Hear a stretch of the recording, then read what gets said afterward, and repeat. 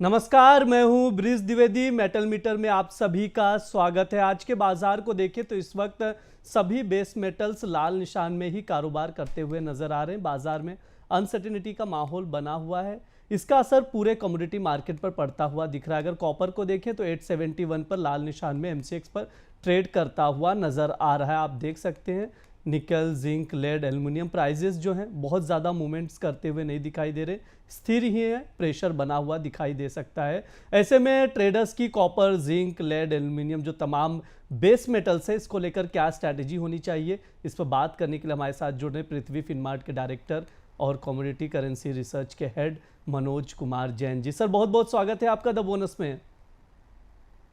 नमस्कार ब्रिज जी। नमस्ते सर। जिस तरह से हम लोग देख रहे हैं बेस मेटल्स को ओवरऑल बहुत ज़्यादा सुस्ती है, ज़्यादा कुछ मूवमेंट्स नहीं है। कॉपर की स्पेशली अगर बात की जाए 871 के करीब ट्रेड करता हुआ एमसीएक्स पर नज़र आ रहा है, प्रेशर बना हुआ है। सर शॉर्ट टर्म नज़रिए से कॉपर को लेकर आप क्या राय रख रहे हैं? यहाँ पे बेस मेटल पेग में पिछले 2-3 सेशन में एक मुनाफा वसूली देखने को मिल रही है। स्पेशली अगर हम बात करें कॉपर की, तो वहां पे दबाव थोड़ा ज्यादा देखने को मिला और जो एलएमई पे अपने सपोर्ट्स थे $9,740 के, वो कॉपर जो है ब्रीच करता हुआ नजर आया। भारतीय बाजारों में भी हमने 874 के स्तर के नीचे कीमतों को फिसलते हुए देखा। तो हमारा मानना है कि यहाँ पे जो कॉपर की कीमतें हैं $9,580 के, जो अपने सपोर्ट्स लेवल एलएमई पे, उसको टेस्ट कर सकती है। और भारतीय बाजारों में भी यहाँ पे 860 से 864 की रेंजेस में एक बार कीमतें आ सकती है। तो अगर कोई यहाँ पे कॉपर में रणनीति बनाने की सोच रहे हैं तो थोड़ा सा और यहाँ पे डिप्स का वेट करना चाहिए। हमारा मानना है कि 864 के आसपास जो है फिर वहां कीमतें आती है, तो फिर वहां पे बाय इनिशिएट किया जा सकता है। वर्तमान में यहाँ पे और लगभग 1% की गिरावट कीमतों में अगले 1 से 2 सेशन में देखने को मिल सकती है ब्रिज जी जी। बिल्कुल, कॉपर में 1 से 2 दिनों में गिरावट देखने को मिल सकती है यहाँ पर। सर कोई ट्रेडिंग कॉल भी बन रहा है क्या कॉपर में? कॉपर में यहाँ पे वर्तमान लेवल पे थोड़ा अवॉइड करना चाहिए। अगर 864 जैसा कि मैंने बताया, जी वो एक अप्रोप्रिएट लेवल होगा बाइंग के लिहाज से, तो थोड़ा वेट करें। 864 के आसपास अगर कीमतें आए तो फिर वहां पे बाय किया जा सकता है। और उस ट्रेड में 856 के आसपास के स्टॉप लॉस रखना चाहिए। ऊपर में फिर एक बार 880 वो जो लेवल है वो टेस्ट करता हुआ कॉपर नजर आएगा।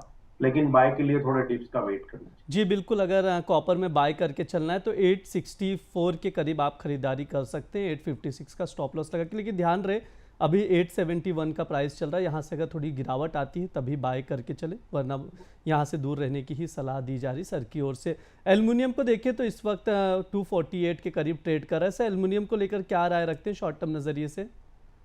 एल्यूमिनियम में भी यहाँ पे ऊपरी लेवल से मुनाफा वसूली देखने को मिली थी ब्रिज जी, और हमने देखा है कि कीमतें एलएमई पर $2,600 के स्तर के नीचे फिसलती हुई नजर आई थी।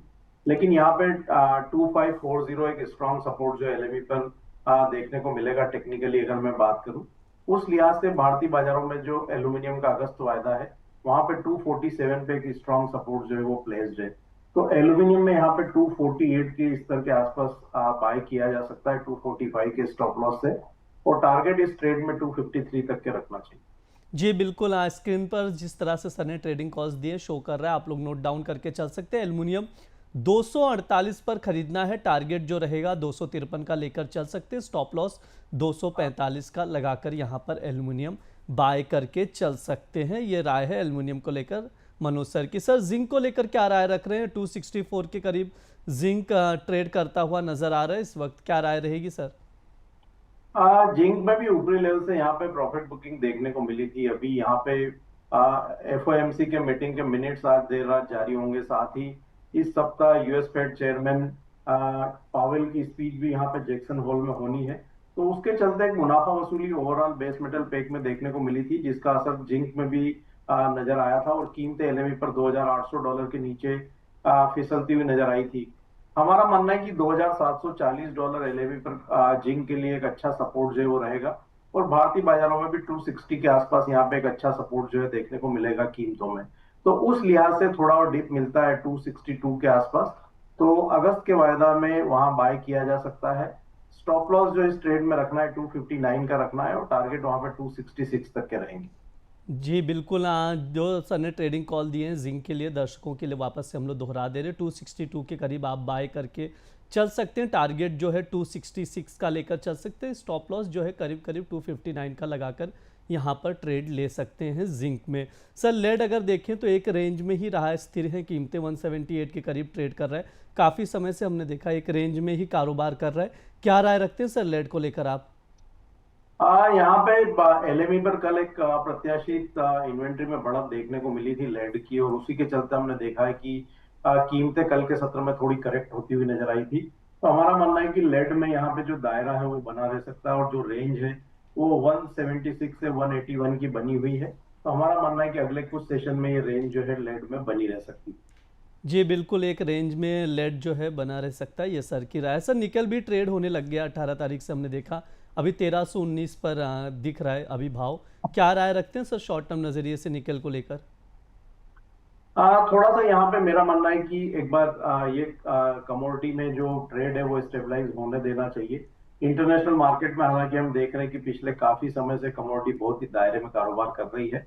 तो बेहतर होगा कि अभी यहाँ पे कुछ सेशन के लिए ट्रेड को अवॉइड करें और थोड़ा एक बार यहाँ पे ट्रेड को स्टेबलाइज होने दें। इंटरनेशनल मार्केट में हमारा मानना है कि जिस तरह से जो रेंज बनी हुई है एलएमई के ऊपर निकल कॉन्ट्रैक्ट में, हम देख रहे हैं कि 14,000 से 16,000 डॉलर के बीच में काफी समय से जो है कॉन्ट्रैक्ट ट्रेड हो रहा है, और अभी लगभग कीमतें 15,000 डॉलर के आसपास है। तो ये दायरा जो है अभी कुछ समय के लिए बना रह सकता है जब तक यूएस ट्रेड टैरिफ को लेकर के क्लैरिटी नहीं आती है, क्योंकि एल्यूमिनियम और स्टील के जो प्रोडक्ट्स हैं उनमें लगभग 407 जो नए प्रोडक्ट है वो यूएस कॉमर्स डिपार्टमेंट ने हायर टैरिफ के लिए ऐड किए थे पिछले फ्राइडे को। तो उसके चलते यहाँ पे निकल की कीमतों में भी दबाव थोड़ा देखने को मिला था। तो यहाँ पे यूएस ट्रेड टैरिफ को लेकर के अनसर्टेनिटी रहेगी।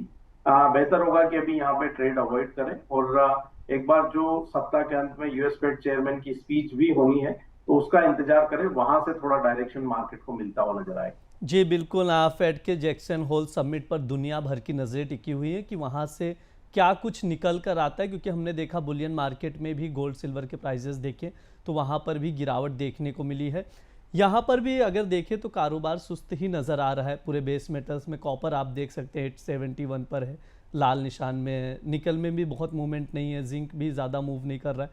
लेड एल्युमिनियम भी आप देख सकते हैं लाल निशान में कारोबार करता हुआ नज़र आ रहा है, क्योंकि इस वक्त अगर देखें एक तो टैरिफ है, जिस तरह से ट्रंप और पुतिन की बातचीत हुई, अब ये देखना होगा कि रूस और यूक्रेन के बीच समझौता हो पाता है कि नहीं, क्योंकि उस पर निगाहें टिकी हुई हैं। इसके अलावा जैसा मैंने बताया, सर ने भी बताया कि फेड की जो जैक्सन हॉल समिट है 21 से 23 अगस्त के बीच होनी है, लगातार जो 2 दिन की, उस पर दुनिया भर की नज़रें हैं कि इसमें क्या कुछ निकल कर आता है। फेड की जो स्पीच होगी चेयरमैन की, वो क्या स्पीच में देते हैं, क्या ब्याज दरों में कटौती पर कोई बात की जाती है या होता है या नहीं होता है।